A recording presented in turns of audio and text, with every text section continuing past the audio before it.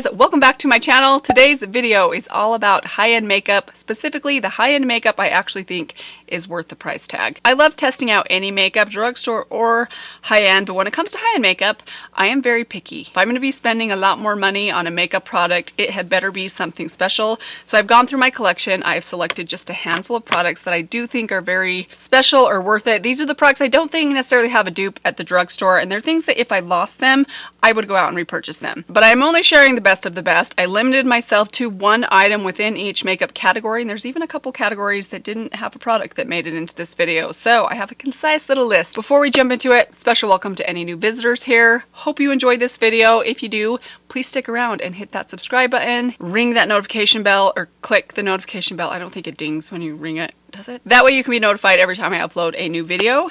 And with that intro out of the way, let's get to it. Okay guys, so I have 9 different products here. A couple of them I have more than one color, and I'll kind of get into the differences between them. Most all of these you can find at Sephora. This video is not sponsored by Sephora, but the Sephora sale is going on until Monday. In case you want to pick up any of these items for the holidays, they are on sale for a couple more days. So let's just jump right in. Let's go by brand. I'm going to start with Charlotte Tilbury. I do have a couple of things from Charlotte Tilbury, and this one was tough because I really like everything that I've tried from Charlotte Tilbury so far, and I think I've tried around 5 or 6 different products from her, so not a ton, but there are 2 that are super special, very unique. First off, the Hollywood Flawless Filter. I know this is a favorite of many people. This was a product that I had in my cart at Sephora for a couple of years. I'd always wanted to try it. I finally splurged for it, and I have to say, you guys, this is unlike anything that I've ever tried. I have officially now tried out the 4-in-1 dupe from Maybelline, and while I think the formula of that one is somewhat similar, it's probably the closest thing that I have yet tried to mimic the Hollywood Flawless Filter, but it's still not quite there. This stuff is just so incredibly beautiful and creamy. The shade is fantastic. I do like using this as a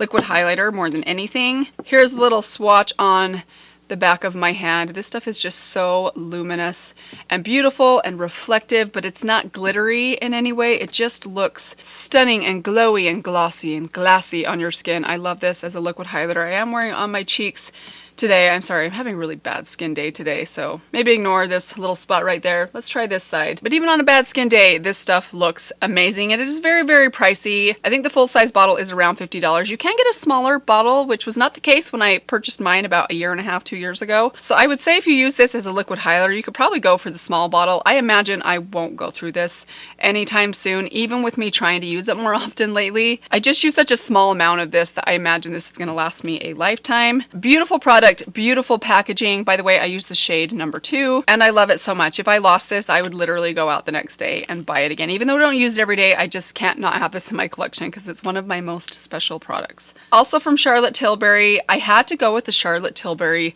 lip liners. I now own 2 of them. I have 2 different shades, the shade Iconic Nude and the shade Pillow Talk. These are by far the most long-wearing lip liners I have ever tried. These things stay on your lips for hours and hours and hours. They last as long or longer than any liquid lipstick I've ever tried. They're really nice and creamy, but very thick, and they set down really well. I mean, these things do not budge. They last forever. This one is the shade Iconic Nude. It's a very good nude if you're into nudes that don't turn too warm or too pink. If you do like a little more pink, then this shade, Pillow Talk, which is kind of one of their classic shades. It's the one I'm wearing on my lips today. It's beautiful as well. I love them both. My only complaint with these is I wish they were retractable. Every time I have to sharpen these and you see that little excess product left on the little piece of sharpened pencil, it kind of hurts me to throw that wasted product away. For a high-end lip liner, they're actually not that bad. They're around like $20 a piece, which is pretty standard, I think, for most higher-end lip liners, but these things are just amazing. They last so long. They go on so well. There was a day when I was not into using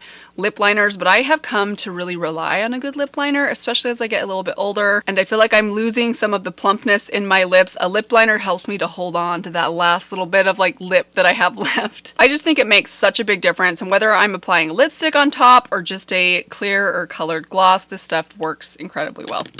Let's move on to a brow product. This one's from Anastasia Beverly Hills. I hesitated mentioning this one today because I've only had it for about 3 or 4 weeks now, but it has impressed me so much, you guys. It is the Anastasia Beverly Hills Brow Freeze. This was a recommendation from a couple of you guys, and I am so glad that I tried this. I also tried out her clear brow gel, which I do also like, but this stuff I think is extra special, especially if you have really stubborn brows that you want to kind of manipulate to go a direction they don't like to go. This is going to help get them there and get them to stay there without it feeling too too heavy or tacky or crunchy. I absolutely love this stuff. So I actually have found the best way to apply this. Initially when I was applying it, I would just apply it with the flat part of a brow brush right here. But my new way of applying it that I've just discovered over the last like 2 weeks is to take a tiny bit on my finger. Now this stuff it feels like a really thick hair gel. It's like a waxy hair gel. It's really hard to describe the texture of this product. So I'll take it on a fingertip, just a tiny bit of the product, rub it between my 2 fingers.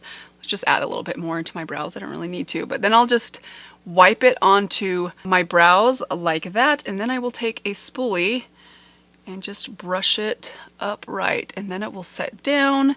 It sets in place, but it doesn't feel crunchy. It gives them a little bit of texture and a little bit of hold. I love it so much. If you tried out the e.l.f. wax stick that I'm always using and talking about and felt that one was a little bit too stiff, maybe it tore out your eyebrows. I've heard that from a couple of you guys. I have had that happen to me once or twice. This is not going to do that. It's not as stiff. The ColourPop one, I like that one as well, but that one can feel very stiff and kind of soapy in my brows, especially if I get it too wet. This one is the perfect texture and consistency though. It is pricey, but again, I imagine this is something that is going to last me for a long time because you need so little product, and there is a ton of product inside here. Fantastic product, very unique. I love what this has been doing for my brows lately. Okay, let's move on to a gloss. I'm going to go with the Fenty Beauty lip gloss again. There's been a couple higher end lip glosses that have kind of won me over recently. I talked about the Rare Beauty one recently, but that one is still quite new to me. I'd still recommend that one if you detest anything sticky at all. This is a tiny bit sticky. I consider it to be pretty comfortable, but I also like my glosses to have a little bit of stick to them sometimes. I just love this gloss. I think it's such a beautiful formula. It smells good. You get a ton of product in the packaging, and I love this shade, which is the shade Sweet Mouth. I've tried several of the shades. I have a couple minis and some of her other shades, but this one is my favorite because it goes with anything. It's a mostly clear, shimmery, light pink. Goes well with anything. Looks amazing on top of a lip liner, a lipstick, or even nothing at all. I'm going to apply just a little bit more to my lips right now. It is so pretty. It smells so good, like sort of like fruity cherry candy. I love these. I think they're incredible. They've been a favorite of mine for years now, and even after trying a few more high-end ones, these are still holding up as one of my all-time favorites. Moving on to a concealer. I don't actually have a foundation I wanted to mention today. I have a lot that I really like, but none of them I felt like they were any better than some of my favorite more affordable or drugstore foundations, but I do have a good concealer. It is a newer favorite to me this year. It's the Kosas concealer. I think this stuff is so good. They have an awesome shade range. They have so many shades of this concealer, so if you, for example, had a hard time finding your shade in the Revlon concealer, which that is my all-time favorite concealer, it is affordable. It kind of reminds me of this one, although I think this one might even be a little tiny bit more hydrating than that one. But the Revlon shade range is definitely not as good, and they're also becoming very hard to find. I'm a big fan of the Kosas. I think it's a great concealer. It's very nice and thin and lightweight, but it covers really well. I have 2 shades. I have the shade 04. Let's give them a swatch on my other hand. Here's the shade 04, which is a good match for me. And then I have the shade 3.2. This one's just a little bit lighter. It also has more of an olivey, almost has like a green undertone to it, which sounds horrible, but I actually love this for canceling out red. It works really good around like my nose and kind of in this little pocket under my eye to cancel out some of that redness. There's the shade 3.2. I should have swatched those a little bit further apart. I feel like they are just kind of like merging together. Although you can kind of see the difference. Really good concealer. I think it's fantastic. It's not too thick or heavy or cakey, and it doesn't settle into any of my fine lines, which is a must for me. So if you've been on the hunt for a good concealer, I get a lot of comments from people that struggle to find a concealer that works for them. I understand that struggle, especially if you are a little bit older, if you have dry skin. It's really hard to find something that doesn't make you just look cakey or crepey or settle into lines. I feel like this is one of the best ones that I have tried so far. I do recommend it. It's been working really well for me. My very favorite high-end concealer that I have tried to date. We are cruising, you guys. We are almost done. I have a blush. Now, I had a lot of blushes I wanted to mention because blush is one of my very favorite makeup products. Next to eyeshadow palettes, it's probably maybe one of my next favorite products, and I have a lot that I love, but I wanted to limit myself to one today. I went with the Tower 28 blush. This is also one that's newer to me, but you guys, this thing has so incredibly impressed me. I love it so much. I love the formula. I love the shade. I have the shade Magic Hour. It is like the perfect nude pink. It's so creamy and easy to blend. I like applying this just with my fingers. I am wearing it on my cheeks today. I've been wearing it on my cheeks almost every day, or at least every other day for the last 3 or 4 weeks since I first got it. And one of the best things about this one is its price. This actually is not terribly high price. You can get this for $20, which is not too bad for a high-end makeup product. I almost put in the Patrick Ta blush because I love that blush so much as well, but that one is a little bit more pricey. It's also out of stock almost every time I go to pick up another shade of it. And this one is just such a great price, such a good formula, such a unique color, and they do have other colors in this as well. I think it's fantastic. It's been one of my best discoveries of this last year, maybe. I don't know. That might be a stretch. I need to really think about that. But I'm telling you guys, this blush was love at first sight, and I have had a hard time putting this thing down over the last couple weeks. Okay, let's move on to eyeshadow palettes. This was the hardest category because you guys know how attached I am to my eyeshadow palettes, whether they're drugstore or high-end. I love trying out palettes. There's so many that I love. But for the high-end palettes, I would most recommend, had to go with the Natasha Denona mini palettes. Now, there are a couple reasons that I mentioned these ones. I think the $25 price point, even though you're not getting a lot of eyeshadow, so value-wise, these are still pretty pricey, but $25 I think is a good amount whether you're gifting it for someone or you're wanting to try out the Natasha Denona formula for the first time. This is a good place to start because the initial price tag is not quite as high. And you guys, I am a big fan of all of these. I'm actually wearing this one right here, the mini glam palette, on my eyes today. Now, this is probably my least favorite of the 4 that I have so far, but I still think it's really good if you're into cooler tone nudes. But if I was going to pick a nude one, I'd actually go with the mini nude. This one is so stunning. There is something really special about the bronzes in here. It's like the perfect level of warmth that's not too warm or too orange. They're just so pretty. I love these colors on my eyes. I think they would look flattering on absolutely anybody. Another one that's way up there is the mini retro palette. Pretty sure this is probably my number one. I think this is so pretty. You get some different finishes in here as well, which not all of these include her different shimmer finishes, but this one does. You get this one, which is more of like a sheer, very sparkly, iridescent kind of glitter topper, which looks so beautiful on the lids. I also love the kind of gray toned greens in here. These pinks are lovely. Such a good palette. I love every look that comes out of this. I mean, you don't get a lot of looks out of this because there are only 5 shades, but all 5 of those shades are perfection. I also really love the mini Zendo palette.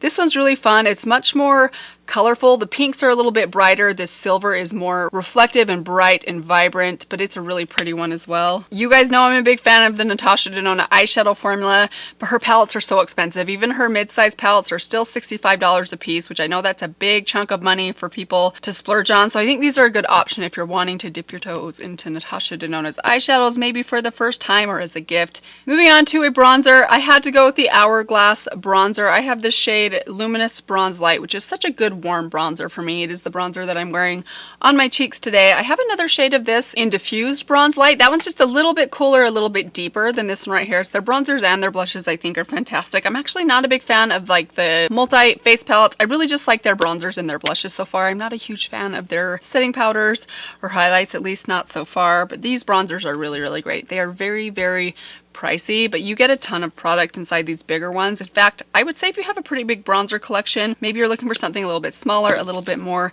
giftable. I really like the minis. Now, they are quite small. I mean, you look at these and they look almost like the size of an eyeshadow, but they're big enough that you can get a brush inside here, and a little bit goes a long way with these. They are so pretty on the skin. They almost have the appearance of a cream product because they have this very subtle glow that looks very healthy and natural. But for those of you that aren't into cream bronzers, which I definitely am, I mean, I was this close to mentioning the Milk Makeup bronzer. That's another favorite of mine, but I haven't quite found a dupe for the Hourglass bronzer. Such a pretty formula. It's one that I would definitely miss. If I lost it, I would have to run out and buy another one. I might buy the mini next time because I just don't think I'll ever go through this full size, but it's definitely up there in the rankings of my top high-end makeup products. Down to the last product. It is a mascara. This one you cannot buy at Sephora.